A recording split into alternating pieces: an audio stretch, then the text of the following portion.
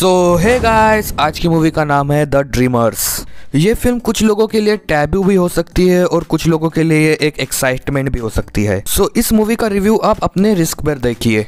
इस फिल्म की कहानी एक अमेरिकन लड़के की है जिसकी मुलाकात एक अजीब से फ्रेंच भाई बहनों से होती है। कहने को तो दोनों ट्विंस भाई बहन थे, लेकिन जो इनके बीच का रिश्ता था वो तो हमारे सोच से परे है। इन्हीं तीनों की कहानी में हमें आगे क्या देखने को मिलता है, तो चलिए जानते हैं। तो कहानी शुरू होती है द मैथ्यू नाम के लड़के से, जो इस मूवी का मेन कैरेक्टर है। इस फिल्म की कहानी खुद मैथ्यू अपने जुबानी बता रहा है। वो दरअसल पढ़ाई के सिलसिले में पेरिस आया था। मैथ्यू को मूवीज देखने का काफी शौक था। एक दिन स्कूल में फ्रेंच स्टूडेंट और वहाँ के सरकार के बीच प्रोटेस्ट चल रहा था। मैथ्यू की मुलाकात इजाबेल से होती है और इजाबेल कहती है कि मैं हमेशा तुम्हें याद देखती हूँ। तुम हमेशा खोए खोए से और अकेले अकेले से क्यों रहते हो? तुम गे हो क्या? ये सुनते ही मैथ्यू के तन बदन में आग लग जाती है। मैथ्यू अपने गुस्से पे काबू रखकर इजाबेल से ये कहता है कि मैं अमेरिका से यहाँ पढ़ने आया हूँ। यहाँ मेरा कोई दोस्त नहीं है और मैं किसी को जानता भी नहीं।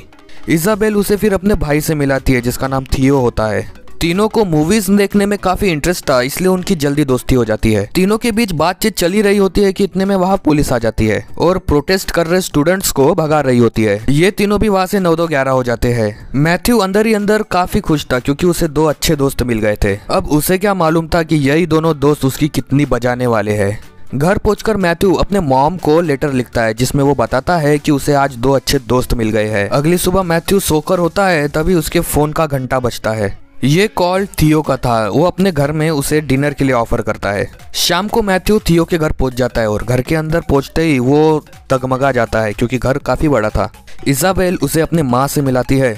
इजाबेल के मॉम को नहीं पता था कि मैथ्यू भी डिनर के लिए आने वाला है, लेकिन जैसे तैसे करके वो मैनेज हो ही जाता है। इजाबेल उसे अपने फादर से भी मिलाती है जो कि एक फ्रेंच पोएट थे। डिनर करते वक्त वो अपने इंस्पिरेशन का ज्ञान मैथ्यू को पेलने लगते हैं, लेकिन मैथ्यू उनकी बातों पर ध्यान नहीं दे रहा था, इसलिए उसके डैड थोड़े नाराज हो जाते हैं और पूछते हैं कि तुम क्या सोच रहे हो। मैथ्यू कुछ नहीं बोलता, लेकिन उसके डैड फोर्स करने लगते हैं। तो मैथ्यू कहता है कि मैं इस लाइटर को देख रहा था। वो बोलता है कि वो उस लाइटर के बीच और उस कपड़े के बीच कितनी समानता है। हमारे आसपास हर किसी चीज से समानता होती है। ये सुन के इजाबेल के पापा थोड़े इम्प्रेस हो जाते हैं उससे और कहते हैं कि काश थियो भी ऐसा होता। वैसे थियो और उसके डैड की पटती नहीं है बीच में। थियो की सोच पूरी तरह पॉलिटिकल थी। वो हर किसी को भी गलत समझता था। वो रैलीज और दंगों को भी सपोर्ट करता था। थियो के पापा शांत स्वभाव के थे और उन्हें शांति काफी पसंद थी। इसी वजह से दोनों के बीच तू मैं हो जाती है। थियो के पेरेंट्स काम की वजह से हमेशा बाहर ही रहते थे और दोनों भाई बहन अकेले इस घर में रहते थे। उसी रात वो बाहर जाने से पहले दोनों भाई बहन को एक चेक देकर जाते हैं। पेरेंट्स के जाने के बाद मैथ्यू को वो अपने घर में ही रुकने को कहते हैं। इजाबेल मैथ्यू को सीड्यूस करते हुए कहती है कि रुक रहे हो या नहीं। मैथ्यू के अरमान 120 की स्पीड से दौड़ रहे होते हैं और वो अपने अरमानों की सुनकर रुकने का फैसला करता है। रात में टॉयलेट करके आने के बाद मैथ्यू की नजर थियो के कमरे में पड़ती है और वो जो देखता है उसे देखकर उसकी आंखें फटी की फटी रह जाती है। वो देखता है कि थियो अपने बहन इजाबेल के साथ बिना कपड़ों के सोया है। मैथ्यू ये देखकर चुपचाप अपने कमरे में जाकर सो जाता है। अगली सुबह इजाबेल मैथ्यू की ब्लैंकेट खींचकर उसे जगाती है। मैथ्यू ने सिर्फ अंडरवेयर पहनी थी और वो कहता है कि ऐसा कौन जगाता है। इजाबेल कहती है कि हमेशा मैं थियो को ऐसे ही जगाती हूँ। इजाबेल मैथ्यू को अपने साथ बाथरूम लेके जाती है। ब्रश करते समय इजाबेल की नजर मैथ्यू के लाल लाल होठों पर पड़ती है। वो कहती है कि तुम्हारे लाल होठ मुझे काफी पसंद आए। वो उसके होठों पर लिपस्टिक लगाने लगती है, पर मैथ्यू अपनी इज्जत बचाकर वहां से भागने की कोशिश करता है। इतने में थियो वहां पर आ जाता है और वो उन दोनों के सामने नंगा होकर नहाने लगता है। थियो कहता है कि हमारे पेरेंट्स 1 महीने तक वापस नहीं आने वाले, जब तक तुम चाहो तो यहाँ पर रह सकते हो। मैथ्यू कहता है कि अभी हमारे दोस्ती को सिर्फ 2 दिन हो गए हैं, तुम तो मुझे जानते भी नहीं हो। थियो कहता है कि तुम्हें अच्छी तरह जानने के लिए तो तुम्हें हमारे साथ रहने का इनविटेशन दिया है। मैथ्यू इजाबेल से भी पूछता है क्या तुम्हें इससे कोई प्रॉब्लम तो नहीं है। इजाबेल कहती है कि ये मेरा ही आइडिया था। फिर मैथ्यू इन दोनों के साथ ही रहने का मूड बना लेता है। फिर वो एक रूम में गेम खेल रहे होते हैं।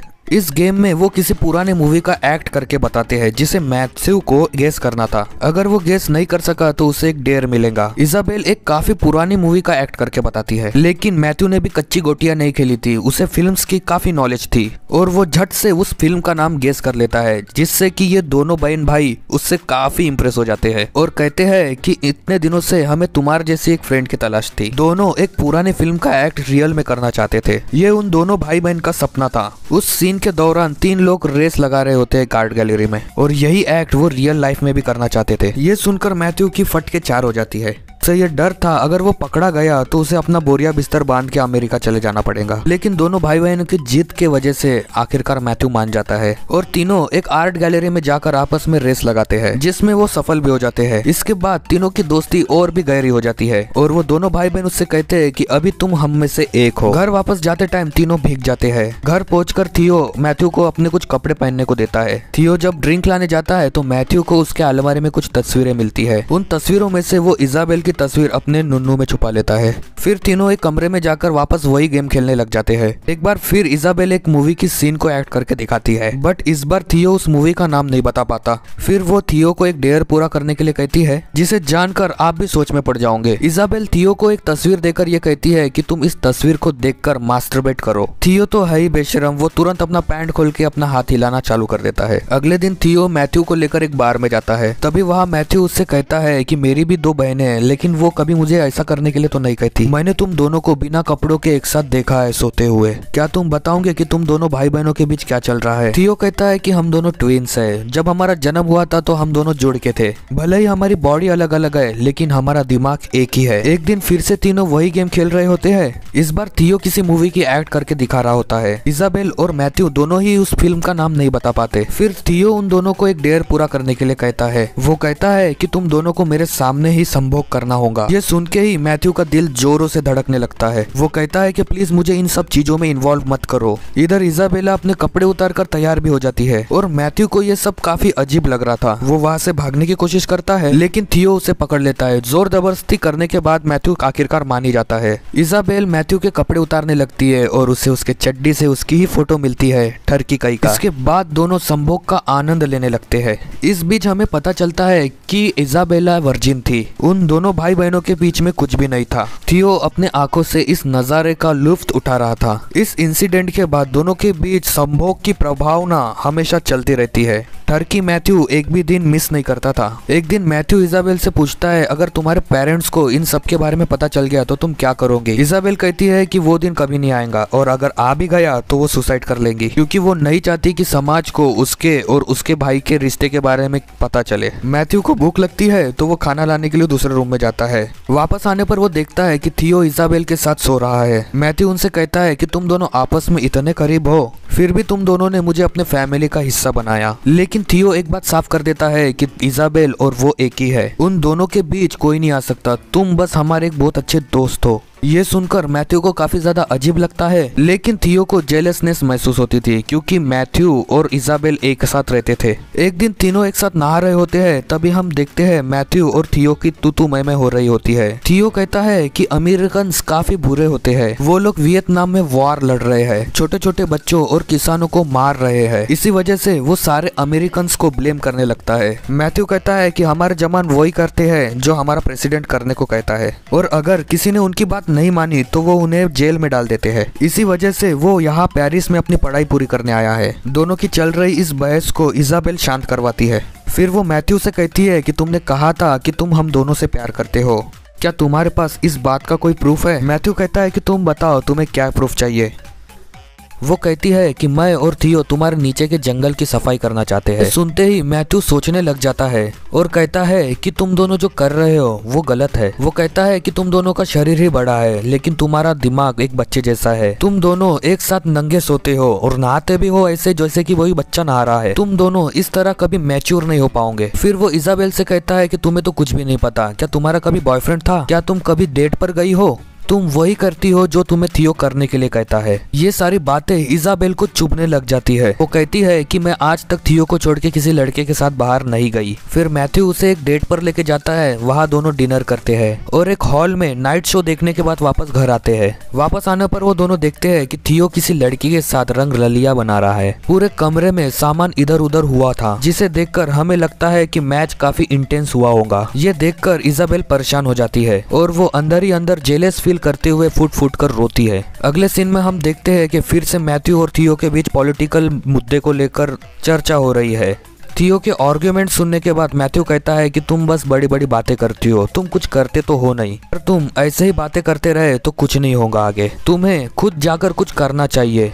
इसके बाद इजाबेल वहां पर आती है और उन दोनों को ड्राइंग रूम में लेके जाती है। अंदर एक टेंट बना हुआ था। जब ये दोनों भाई बहन छोटे थे तो वो ऐसा ही टेंट बनाकर सोते थे। तीनों उसी टेंट के अंदर बिना कपड़ों के सो जाते हैं। सुबह उनके पेरेंट्स घर पर वापस आ जाते हैं और इन तीनों को ऐसी अवस्था में देखकर उनके पैरों तले जमीन खिसक जाती है। वो उन्हें नहीं उठाते हैं और एक चेक साइन करके वहां से चले जाते हैं। सुबह इजाबेल की आंखें बहुत देर से खुलती है और वो जब देखती है कि वहां पर कोई चेक पड़ा है तो वो समझ जाती है कि उनके पेरेंट्स उन्हें आकर देख चुके हैं। उसे अंदर ही अंदर बहुत ही ज्यादा गिल्टी फील होता है और वो अब ये सोचती है कि वो अपने पेरेंट्स को कभी मुंह नहीं दिखा पाएंगी। वो किचन में चली जाती है और सुसाइड करने के लिए वहाँ की गैस लीक कर देती है और चुपचाप आकर थियो और मैथ्यू के साथ टेंट में सो जाती है। उसी वक्त दंगा चल रहा था। एक पत्थर खिड़की के ग्लास को तोड़कर अंदर आ जाता है, जिस वजह से मैथ्यू और थियो की भी नींद खुल जाती है। मैथ्यू पूछता है कि ये स्मेल किस चीज की है। इजाबेल झूठ बोलकर ये कहती है कि ये टीयर गैस है। तीनों कपड़े पहनकर नीचे जाते हैं और प्रोटेस्ट में शामिल हो जाते हैं और पुलिस के ऊपर पत्थर बरसाने लग जाते हैं। प्रोटेस्ट में मौजूद लोग पुलिस के ऊपर बॉम्ब फेंकने का प्लान बना रहे होते हैं। थियो भी उन लोगों के साथ शामिल हो जाता है। मैथ्यू थियो को रोकने की पूरी कोशिश करता है, लेकिन थियो टस से मस नहीं होता। वो और उसकी बहन अपना प्रोटेस्ट चालू रखती है क्योंकि दोनों एक ही बुद्धि के हैं। मैथ्यू ये रियलाइज करता है कि वो कितनी भी उन्हें प्यार की अहमियत समझा दे, लेकिन वो कभी समझने वाले नहीं है और वो चाहकर भी उनमें से एक नहीं बन पाएगा। मैथ्यू वायलेंस के एकदम खिलाफ था, इसलिए वो वहां से भाग जाता है। पुलिस प्रोटेस्टर के ऊपर लाठीचार्ज करने के लिए आगे भागती है और इस सीन के बाद ये मूवी यही खत्म हो जाती है।